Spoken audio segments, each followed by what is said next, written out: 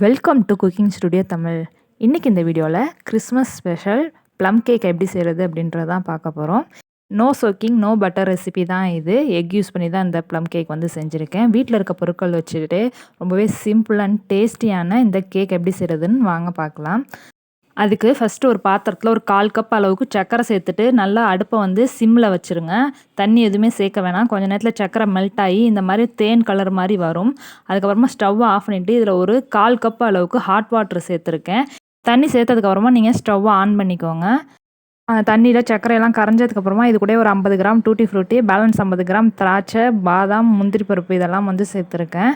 டோட்டலாகவே ஒரு 100 கிராம்ஸ் தான் நான் சேர்த்துருக்கேன். நீங்கள் ஒரு 200 கிராம்ஸ் வரைக்கும் கூட சேர்த்துக்கலாம். தண்ணியெல்லாம் இந்த அளவு நல்லா வற்றினதுக்கப்புறமா ஸ்டவ் ஆஃப் பண்ணிவிட்டு அதை நல்லா ஆற வச்சுருங்க.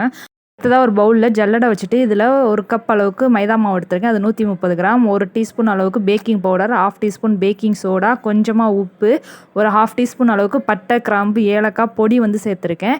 இது எல்லாத்தையுமே நல்லா சளிச்சு எடுத்துக்கலாம். இதில் ஒரு தடவைக்கு 2 தடவை கூட நீங்கள் சளிச்சிக்கலாம். இப்போ இது எல்லாத்தையும் நல்லா மிக்ஸ் பண்ணிவிட்டு ஓரமாக எடுத்து வச்சுருங்க.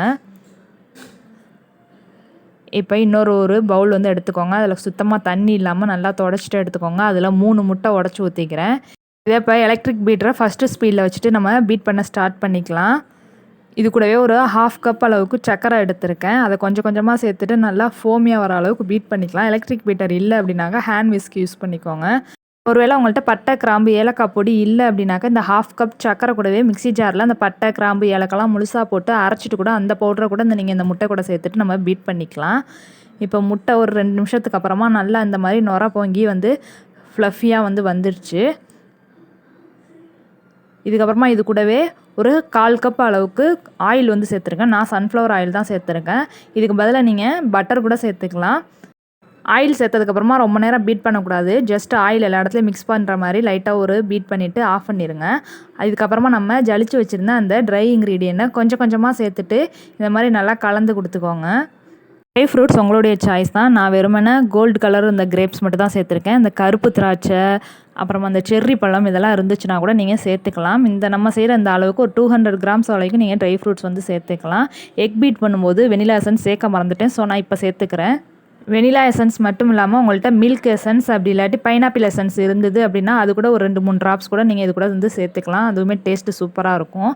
இதெல்லாம் நல்லா கலந்ததுக்கப்புறமா நம்ம ஃபஸ்ட்டு குக் பண்ணி வச்சுருந்தா அந்த ட்ரை ஃப்ரூட்ஸ் டூட்டி ஃப்ரூட்டி மிக்சரை இது கூடவே சேர்த்துட்டு பொறுமையாக அந்த மாதிரி கலந்து கொடுத்துக்கோங்க. டூட்டி ஃப்ரூட்டி அந்த ட்ரை ஃப்ரூட்ஸ் எல்லாமே வந்து நல்லா மிக்ஸ் ஆகிற மாதிரி பொறுமையாக கலந்து கொடுத்துக்கோங்க. இப்போ எல்லாத்தையுமே நல்லா மிக்ஸ் பண்ணிவிட்டேன். அடுத்ததாக ஒரு கேக் டின்னில் பட்டர் பேப்பர் போட்டு நல்லா க்ரீஸ் பண்ணி வச்சுருக்கேன். இதில் நம்ம மிக்ஸ் பண்ணி வச்சுருந்த கேக் பேட்டரை உள்ளே சேர்த்துடலாம். கேக் பேட்டர் இந்த அளவு கொஞ்சம் திக்காக தான் இருக்கணும். நீங்கள் பால் அந்த மாதிரி எதுவுமே இது கூட வந்து சேர்க்கக்கூடாது. மேலே கார்னிஷிங்காக திராட்சை வந்து சேர்த்துருக்கேன். இந்த திராட்சை அது கூடவே வந்து கருப்பு திராட்சை இருக்கும் பார்த்தீங்களா, அது சேர்த்தாலுமே இதுக்கு டேஸ்ட்டு சூப்பராக இருக்கும். கருப்பு திராட்சை இருந்துச்சுன்னா கண்டிப்பாக வந்து சேர்த்துக்கோங்க. என்கிட்ட இப்போ இல்லை, ஸோ நான் சேர்க்கலை. இப்போ பேட்டரை வந்து ஓவனில் வச்சிடலாம். 180 டிகிரி செல்சியஸில் ஒரு 45 to 15 மினிட்ஸ் எனக்கு வந்து பேக்காக எடுத்துச்சு டைம். இப்போ ஒரு டூத் பீக்கை இன்சர்ட் பண்ணி பார்த்தோம்னா நல்லா வந்து பார்த்திங்கனாக்கா வந்து ஒட்டாமல் வரணும். இப்போ இதை வெளியில் எடுத்துடலாம். இந்த கேக்கோட கலர் நமக்கு இதுவே ஓகே தான். இல்லை இன்னும் உங்களுக்கு ஒரு நல்லா டார்க் கலராக வேணும் அப்படின்னாக்க இது கூடவே நீங்கள் வந்து 2 ஸ்பூன் அளவுக்கு கொக்கோ பவுட்ரு கூட ஆட் பண்ணிக்கலாம். அந்த ட்ரை இன்க்ரீடியன்ட்ஸ் மைதா அதெல்லாம் சேர்த்த பார்த்தீங்களா, அப்போ கொக்கோ பவுட்ரு ஆட் பண்ணிக்கலாம். சர்க்கரையுமே பாதி ஒயிட் சர்க்கரை பாதி வந்து நாட்டு சர்க்கரை சேர்த்திங்கனாலுமே இன்னும் நல்லா டார்க் கலராக சூப்பராக இருக்கும். நான் வெறுமனே ஒயிட் சர்க்கரை மட்டும் தான் சேர்த்துருக்கேன். வேறு எந்த விதமான கலர் எதுவுமே சேர்க்காமலே நமக்கு இவ்வளோ பர்ஃபெக்டான கலர் வந்திருக்கு. பார்த்தீங்கன்னா கேக்குமே நல்லா சாஃப்டாக சூப்பராக வந்திருந்தது. நான் சொன்ன இதே அளவுகளோட நீங்களும் உங்கள் வீட்டில் ட்ரை பண்ணி பாருங்கள். நட்ஸ் மட்டும் வேணும் அப்படின்னாக்க நீங்கள் மினிமம் 100 கிராம்ஸ்லேருந்து மேக்ஸிமம் 200 கிராம்ஸ் வரைக்கும் கூட நீங்கள் சேர்த்துக்கலாம். இந்த கிறிஸ்மஸ் அண்ட் நியூ இயருக்கு கடைகளில் வாங்காமல் நீங்களே உங்கள் வீட்டில் கேக் செஞ்சு அசத்துங்க. நான் செஞ்ச இந்த ரெசிபி பிடிச்சிருந்துச்சுன்னா லைக் பண்ணிவிட்டு உங்கள் ஃப்ரெண்ட்ஸ் அண்ட் ஃபேமிலி கூட ஷேர் பண்ணிக்கோங்க. மறக்காமல் நம்மளோட சேனலை சப்ஸ்கிரைப் பண்ணுங்கள். தேங்க்ஸ் ஃபார் வாட்சிங்.